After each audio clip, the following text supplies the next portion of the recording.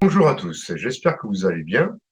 Alors, je suis heureux de vous retrouver pour cette nouvelle vidéo dans laquelle on va aborder ce que j'ai intitulé Nos mémoires atlantes. Alors, qu'est-ce que je veux dire par là? J'ai constaté au cours de nombreuses lectures d'aura qu'actuellement, et depuis un certain temps aussi, les mémoires de certaines de nos vies à l'époque atlante étaient en train de revenir à notre instant présent, hein, revenaient en nous, car elles avaient besoin d'être transmutées, certaines expériences vécues avaient besoin d'être transmutées, d'être compris, d'être guéries. On va parler plutôt, oui, effectivement, de guérison de mémoire concernant des actes et des moments de vie que vous avez vécus à ce moment-là. Alors, des fois, ça correspond à la période véritablement de la fin de la chute, de la fin du dernier jour de l'Atlantide, on va dire. Puis d'autres, ce sont aussi des expériences que vous avez vécues à une période donnée de, de, de l'existence de cette super civilisation. Alors, il faut déjà comprendre que elle a eu son apogée, elle a été merveilleuse, elle a été fantastique, et comme elle était en relation avec les galactiques à un moment donné, elle avait vraiment une super technologie, il faisait très bon vivre en Atlantide à un moment donné, mais malheureusement, elle a chuté. Elle a chuté, voilà, ça y est, commencé à avoir des prises de pouvoir, des égos qui se sont exacerbés, des expériences contre nature, l'utilisation de cristaux, on va dire, sans respect, sans, voilà, tout, sans, sans amour, tout simplement, hein, à des fins égotiques, à des fins de pouvoir. Donc, toutes ces expériences, bah, ça a fait bah, ça a provoqué, on va dire, évidemment, la chute petit à petit de cette super civilisation. Et donc, j'ai constaté que, et vous me direz dans vos commentaires, peut-être c'est le cas aussi, hein, si vous osez, si vous souhaitez en parler, que certains revenaient maintenant, actuellement, avec, par exemple, des expériences qu'ils avaient fait à cette époque, qui pouvaient correspondre à des expériences comment dire, de génétique pas nette, hein, on va dire, voilà, de pratiques plus que douteuses, et qui revenaient avec un karma quelque part, et surtout le besoin de guérir ces mémoires-là, parce que c'était présent. Ça se ressentait clairement dans le besoin, en tout cas, de guérir de ces différentes expériences que nous avons tous fait. Alors, évidemment, euh, dans ces cas-là, quelle que soit l'expérience douloureuse que nous avons fait, même si nous avons fait des expériences évidemment euh, pas lumineuses, partons du principe que ça fait justement partie des expériences et qu'il n'y a pas de culpabilité à avoir véritablement. On est On fait tous des erreurs dans des millions de vies que l'on vit, que l'on a vécues. En tout cas, on fait tous des erreurs à un moment donné. Donc, je pense que ce qui est nécessaire, c'est effectivement de prendre acte, de guérir ses mémoires, guérir ses actes passés par le pardon, hein. Ça passe par un pardon authentique et, euh, et pas uniquement vis-à-vis de ce qu'on a pu faire aux autres, mais ce qu'on a fait évidemment envers nous-mêmes, envers notre âme, envers notre être. Et c'est vraiment un pardon profond. Et ce que je veux dire, la culpabilité là-dedans, je pense que voilà, c'est aussi quelque chose à guérir, quoi. Donc, on peut être conscient, effectivement, qu'on a fait des choses pas bien et on arrive avec beaucoup de culpabilité. Ça, c'est certain. Ça, j'ai pu le constater. Mais dans tous les cas, vous avez fait des erreurs et chacun fait des erreurs et on fait ce qu'on peut quand on est sur cette planète, des fois. Et on pense aussi, comment dire, faire le bien, hein, et en fait, ouais, c'est pas tout à fait ça, quoi. On s'en rend pas compte. on a tous vécu dans notre vie des moments, et peut-être même dans celle-là aussi, hein, des moments où on a cru véritablement bien faire et qu'en fait, on a provoqué des catastrophes sans s'en rendre compte, en voulant trop bien faire. Et puis, il y a aussi des actions qui ont été délibérément, comment dire, conçues et réalisées en sachant que ce que l'on faisait, c'était avant tout pour assouvir notre propre pouvoir dans voilà, d'autres époques, par exemple.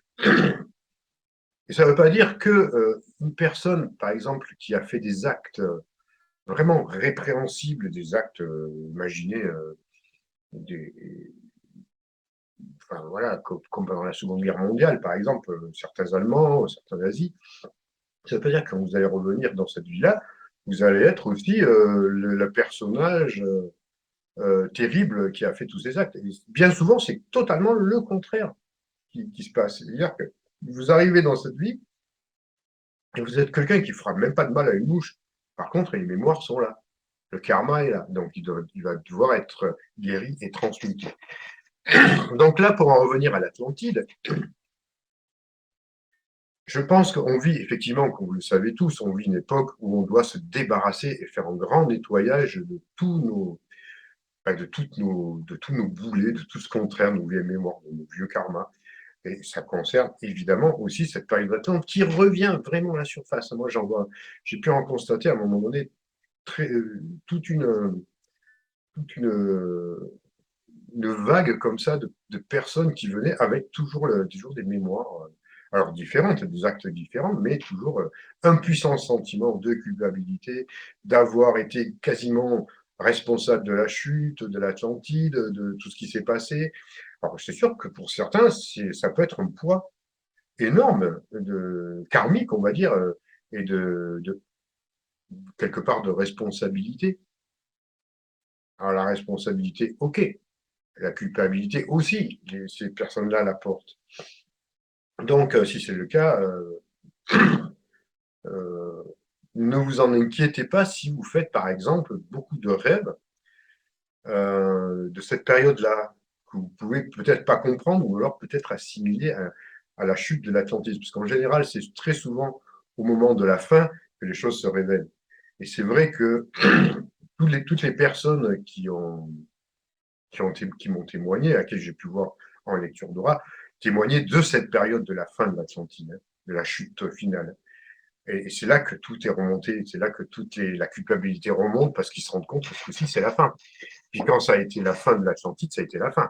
Je veux dire, là, il n'y a pas eu voilà, le continent a totalement disparu. Ça a vraiment été une catastrophe plus que majeure, hein. Donc là, il n'y avait même pas l'espoir de dire, bon, bah, c'est juste un petit truc, on a fait, comment dire, c'est pas Tchernobyl, c'est pas Fukushima, c'est pas voilà, une catastrophe localisée à un endroit. Non, là, c'est vraiment une chute totale de la plus grande puissance, pratiquement la plus grande puissance qui a existé sur la planète Terre. Donc là, vraiment, la culpabilité et la responsabilité, pour certains, était énorme. Était énorme. Euh, donc, ça correspond véritablement à ce moment-là, de cette période-là. Alors, vous pouvez avoir effectivement des rêves puissants qui vous reviennent. Dites-le moi, si vous pouvez le raconter si vous le souhaitez. Si vos mémoires reviennent à la surface, à la surface, c'est marrant en parlant de l'Atlantique qui a coulé. Enfin, l'image est un peu curieuse, mais je pense que voilà, elle est assez parlante. Euh, Puisqu'on on dit souvent que, vous voyez, des fois, on parle qu'un jour, on retrouvera l'Atlantide, certains vestiges referont surface. Alors, on peut le prendre, évidemment, sur un plan physique, concret, et ça, je suis persuadé qu'on retrouvera des preuves physiques de l'Atlantide, mais on peut aussi, et là, c'est tout aussi important, en parallèle, se dire que nos mémoires remontent à la surface, refont surface et doivent être travaillées. Et c'est aussi la preuve que ça existait, et aussi la preuve de notre part de responsabilité dans ce qui s'est passé. Et notre part de responsabilité dans tout ce qui s'est passé remonte d'autant plus à la surface que on est à une période de transition et que l'on doit transmuter justement tout cela. et que, et que surtout, on ne doit plus, cette fois-ci, reproduire les mêmes erreurs pour certains. Parce que est-ce que ça a été compris par tout le monde? Est-ce qu'on est resté encore dans les vieux schémas qui ont, égotiques et qui ont provoqué la chute? En nous, je parle de notre propre responsabilité. Ou est-ce qu'on est, on est toujours là, bloqué, et on va reproduire la même chose? C'est-à-dire qu'on n'a pas transmuté. Pour certains, c'est le cas, hein. Il y en a qui sont encore à reproduire les mêmes expériences, hein, que ce soit des expériences génétiques, des expériences biologiques, de puissance, évidemment. Et dans les laboratoires secrets qu'il y a un peu du gouvernement mondial, ce sont les mêmes êtres qui reproduisent la même chose. Pour certains. Pour certains. On retrouve des grosses similitudes. Donc, est-ce que ça a été compris par tout le monde? Pas encore. Je pense que pour ceux que ça n'a pas été compris, en tout cas, qu'il n'y a pas ce sentiment que ça remonte à la surface de manière à toucher leur âme, qui est peut-être vraiment encore, ils sont peut-être vraiment très coupés de leur âme aussi, bah, pour ces êtres-là, ça va être très compliqué. Parce que là, la transition ne pardonnera. Enfin, je ne sais pas qu'il n'y a pas de pardon, mais ne permettra pas l'émancipation de leur âme s'ils font rien, s'ils continuent sur cette voie-là. Donc, pour ceux qui, eux, comment dire, prennent conscience de tout cela, de l'existence de cette, de leur responsabilité, non, c'est vraiment le moment de les travailler. Donc, si vous voyez, si vous surgit beaucoup de rêves comme ça, dites-vous bien que c'est un appel de votre âme, j'y viens, et qu'il va peut-être falloir travailler certaines mémoires. Surtout si c'est insistant, si vous en faites à répétition. Alors, ça peut être vraiment des rêves plus que saisissants, plus que vrais. Vous le vivez véritablement comme une scène. Ça va bien au-delà du rêve, en tout cas, où vous pouvez vous sentir ou persécuté, ou enfin, peu importe, ou persécutant, je ne sais pas si ça existe, non, peu importe la nature de votre rêve. Mais quoi qu'il en soit, en général, ce sont des rêves qui sont très précis, très explicites, qui parlent d'eux-mêmes. Et si ça parle, si c'est aussi puissant, comme je vous dis, il faut travailler vos mémoires. Il va falloir aller creuser un peu. Alors, vous pouvez faire votre travail par vous-même, évidemment. Si néanmoins vous avez des difficultés en lecture d'aura, pour moi, je peux vous aider dans, dans ce travail sur vous-même, euh, à travers des soins enseignants, évidemment, qui peuvent vous aider. Et puis surtout, également, à travers une lecture d'aura, pour pouvoir mettre à jour un peu, voilà, ce qui s'est réellement passé.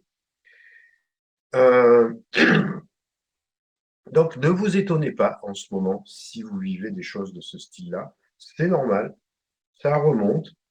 Les événements qui se passent sont assez semblables à ce qui s'est passé il y a 12 600 ans à peu près. C'était au moment de la chute de l'Atlantide.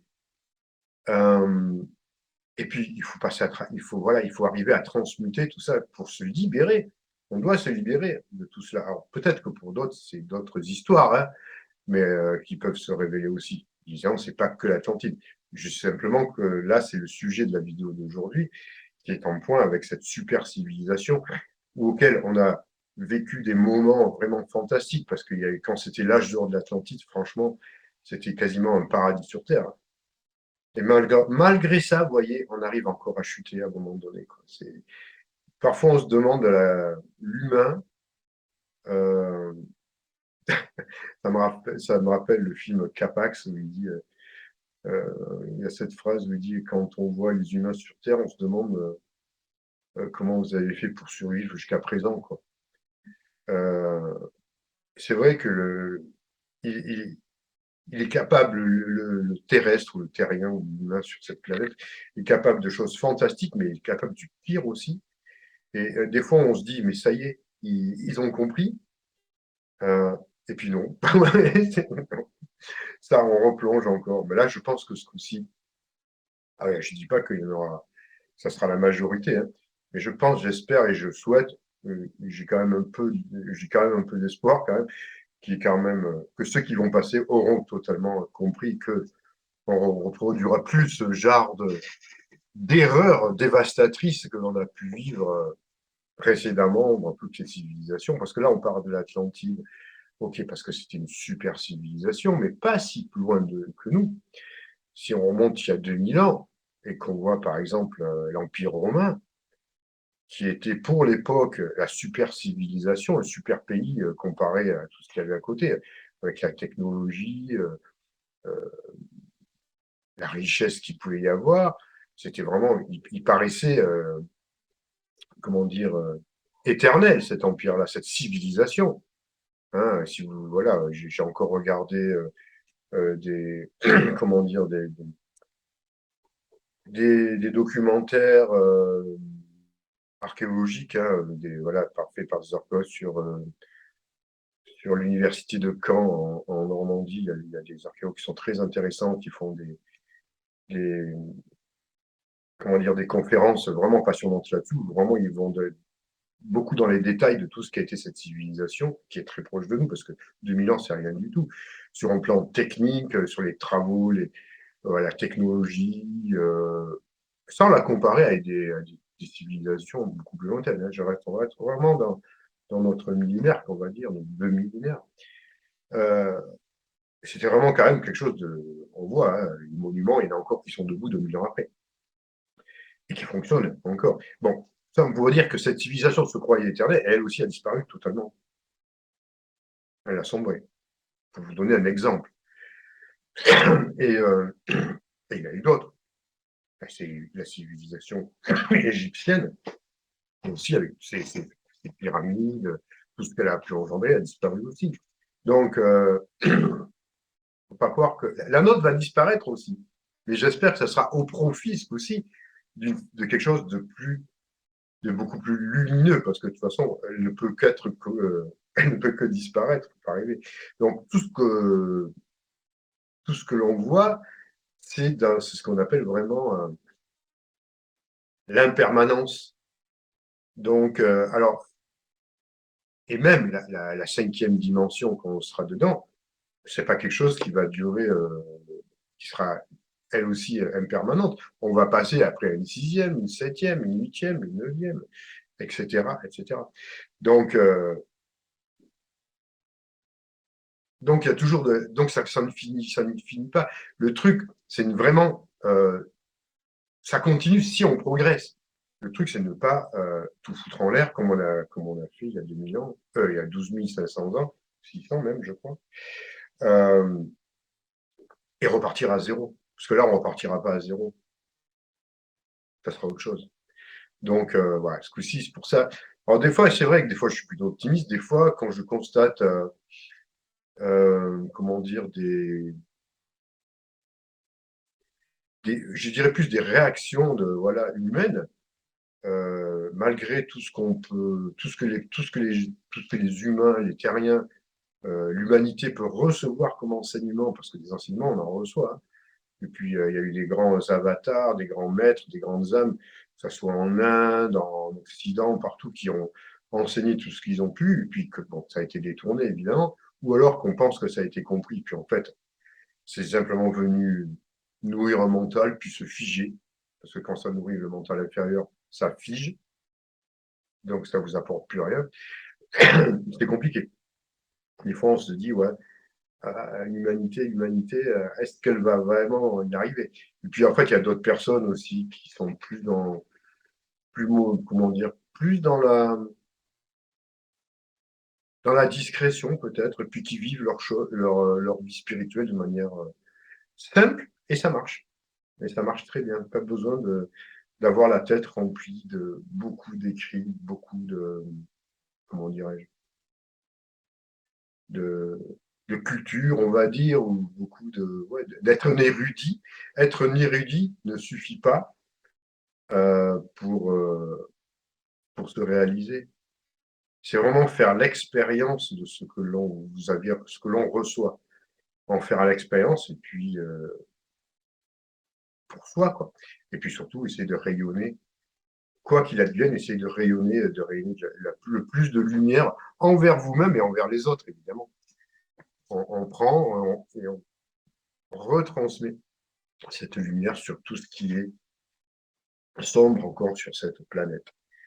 Voilà, c'est ce que j'avais envie de vous dire. Alors, justement, je ne suis pas rentré dans les détails de la vie Atlante.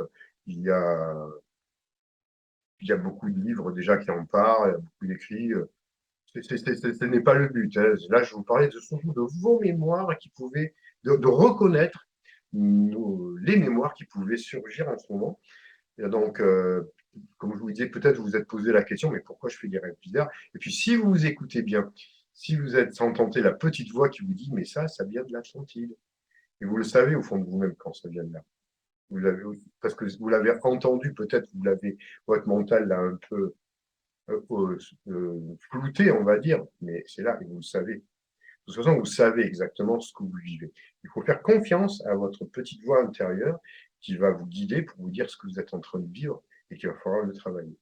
Alors, le travailler, comme je vous dis, c'est, ça va être adopter sûrement un changement dans vos attitudes actuelles pour pouvoir guérir. Alors, bon, je ne peux pas vous donner toutes les clés comme ça là parce que ça serait peut-être l'occasion d'une autre vidéo, puis même d'enseignement. Mais en tout cas, ça se joue parce que vous pouvez régler vos problèmes tout seul, évidemment. Vos mémoires, hein, je veux dire, plus que problème quand elles ressurgissent, parce que vous avez toutes les capacités en vous.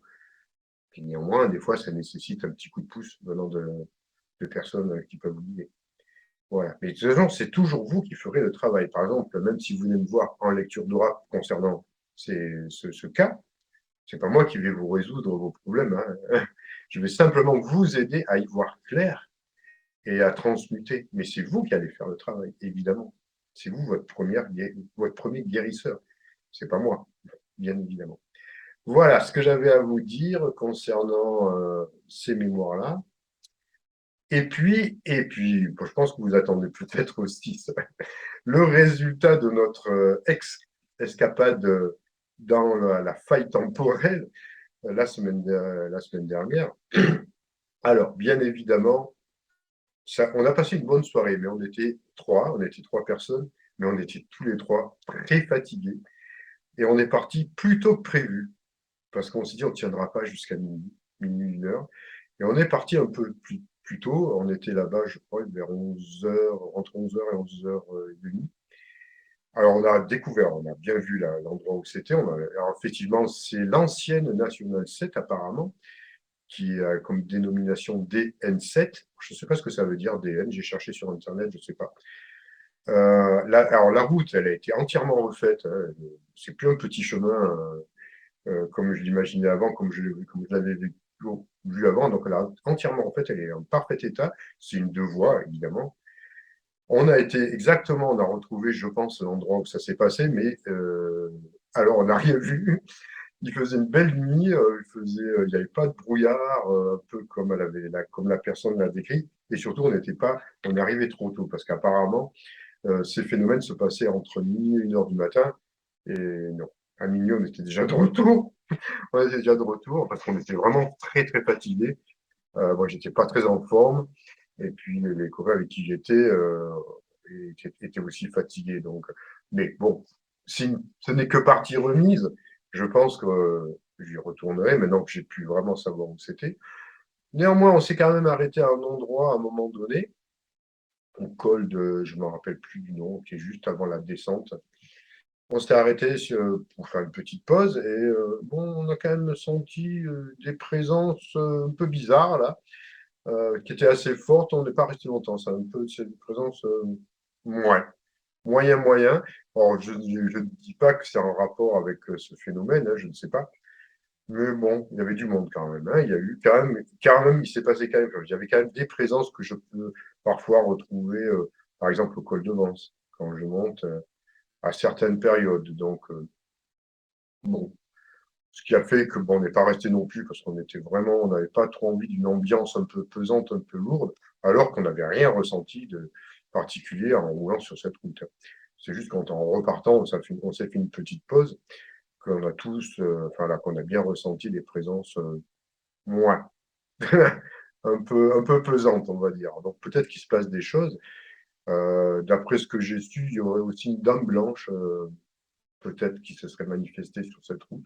Bon, pour l'instant, on n'a rien vu. J'y retournerai à l'occasion, parce que c'est pas très loin. Mais voilà, en étant moins fatigué et aux heures, en tout cas, censées être plus adéquates pour ce genre de phénomène qui, à mon avis, ne se passe pas tout le temps. Bien évidemment, ça m'étonnerait que tous les soirs il se passe ça. Donc c'est un peu, voilà, c'est un peu, il faudra un facteur chance, on va dire, pour tomber exactement au moment où ça s'ouvre et dans quelles conditions cette faille temporelle s'ouvre et se referme. Alors, c'est pas évident parce que je pense que c'est quand même quelque chose d'assez aléatoire. Peut-être qu'il faut des conditions. Là, la personne parlait de brouillard. Là, il n'y avait absolument pas de brouillard. C'était une nuit claire, fraîche, relativement fraîche. Et bon, voilà. Donc, partie remise, on verra bien. Allez, sur ce, je vous laisse. Passer un bon week-end. Et je vous retrouve pour une autre vidéo où on va, on va voir. On verra ce qu'il en est la prochaine fois. Allez, prenez soin de vous. N'oubliez pas de vous abonner et de liker cette vidéo. Plein de pouces bleus. C'est important, les pouces bleus, hein, pour le référencement sur YouTube. Et puis de la partager et puis de vous abonner. Allez, prenez soin de vous et à très bientôt.